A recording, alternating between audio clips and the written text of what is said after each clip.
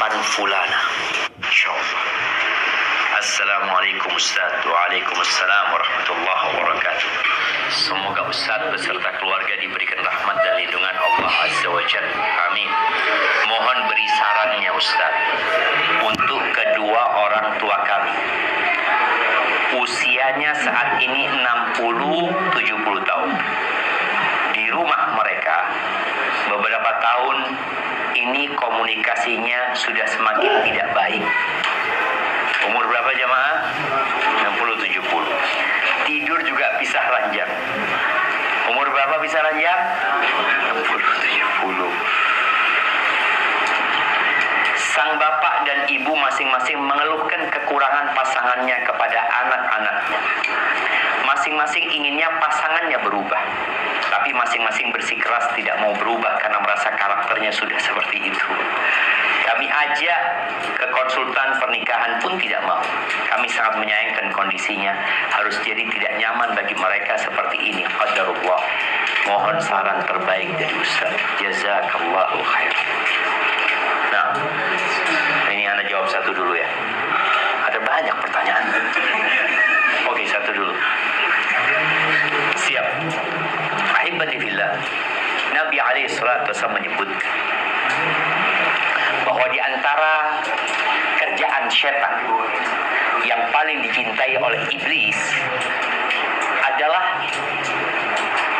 menceraikan dan memisahkan seorang suami dan istrinya, istri dari suami. Sedih jamaah ya, ketika melihat orang sudah sama-sama tua yang seharusnya mendekatkan diri kepada Allah, namun keduanya mempertahankan egonya masing-masing. Maka apa yang perlu dilakukan buat anak? Karena pernah anak menjumpai sama kira-kira 60-70. Mereka berangkat umroh, sang anak bawa orang tuanya pulang umroh. Ketika umroh sempat konsultasi sama anak, pulang umroh cerai.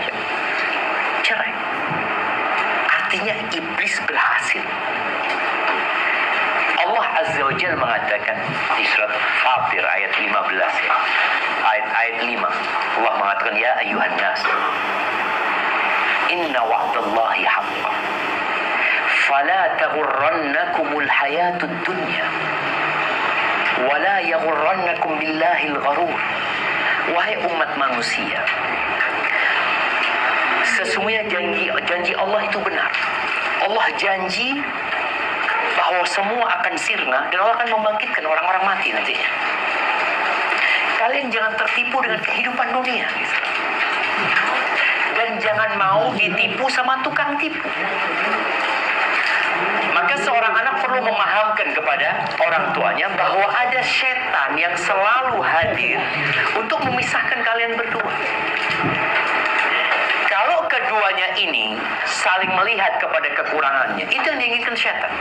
Sedangkan perintah agama, lihatlah kepada kelebihannya. Ada orang yang curhatlah tentang suaminya. Dia sebutkan semua kejelekan suaminya. Terakhir Anda ngomong, maaf Mbak, suami Mbak nggak punya kebaikan. Ya ada loh Ustaz, coba sebutkan kebaikan-kebaikan suami. Mulai dia sebutkan 1, 2, 3, 4. Lalu dia, Ustaz, jazakallah khair Ustaz. Ya Ustaz, makasih banyak sudah selesai. Dia nggak jadi ngelanjutkan curhatnya karena dia lupa dengan kebaikan-kebaikannya. Ketika dia ingat, iya suamiku punya kekurangan, tapi dia Masya Allah, dia baik, satu dia sebutkan.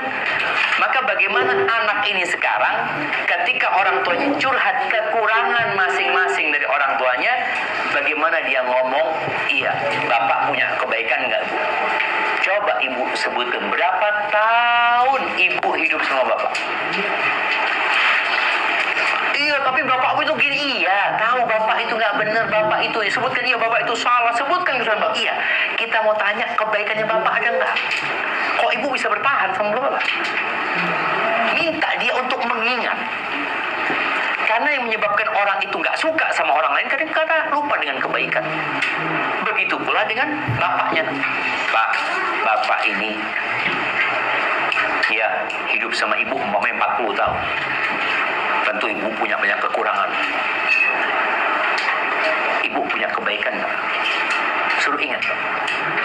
jemaah, kalau antum ingat dengan kebaikan istri antum, bagaimana dia hamil anak antum, bagaimana dia terkala harus melahirkan anak antum, mempertaruhkan nyawanya. Dia 9 bulan di perutnya itu membawa anak kita, jemaah. Dia capek, nggak bisa berdiri, jalannya sudah kayak gitu. Kemudian dia lahir tuh anak, nyusuin anak kita. Maka coba disuruh melihat kepada kebaikan ini aja.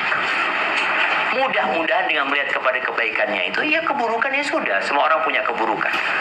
Kadang-kadang tadi kita mau merubah keburukannya udah repot, ya mereka nggak mau, udah. Kalau mereka nggak mau itu urusan mereka. Tapi bagaimana tiap orang melihat kepada kebaikan? Kata Nabi SAW, la yafraq mu'minun mu'minah. Tidak, nggak boleh ya, nggak boleh suami yang beriman benci sama istrinya yang beriman, nggak boleh. In kariha minha khuluqan, kalau ada karakter istri yang tidak dia sukai, radiya minha akhar, bukankah ada yang lain yang dia sukai? Kalau nggak ada kebaikan, ya ayah nggak akan nikah sama ibu, ibu nggak akan nikah sama ayah. Iya, jelas. Mereka punya kebaikan. Mungkin itu usaha anak ya, untuk membuat mereka mengingat. Kemudian diajaklah sekali-kali bapaknya ke tempatnya orang-orang miskin. Ajak bapaknya ke kuburan, ibunya juga seperti itu, supaya hatinya lembut. Karena di antara yang melembutkan hati itu kumpul sama orang-orang miskin. Dan dia tadi, kebanyakan orang kaya itu nggak kenal sama orang miskin. Kenapa? Dia titip kalau sedekah, titip, transfer ini itu, bagus, nggak ada masalah. Tapi sekali-kali antum harus datang, sehingga antum bukan hanya dapat fadilah sedekah, tapi antum dapat fadilah melembutkan hati. Ketika datang ke rumahnya orang miskin, ya Allah, lihat sana, ya Allah, antum jadi ingat nikmat Allah banyak. Tapi tatkala kumpulannya sama orang-orang fulus, ya sudah, hatinya semakin keras. Maka tadi juga suami kalau dapat istri sudah mulai omongannya dunia ini itu macam-macam, sudah bismillah naik motor, sudah kemana kita carilah ke gang-gang situ, kasih amplop istrinya, yuk ini bawa kita bagikan tuh, sehingga dia pulang dari sana dia merasa alhamdulillah, bersyukur kepada Allah.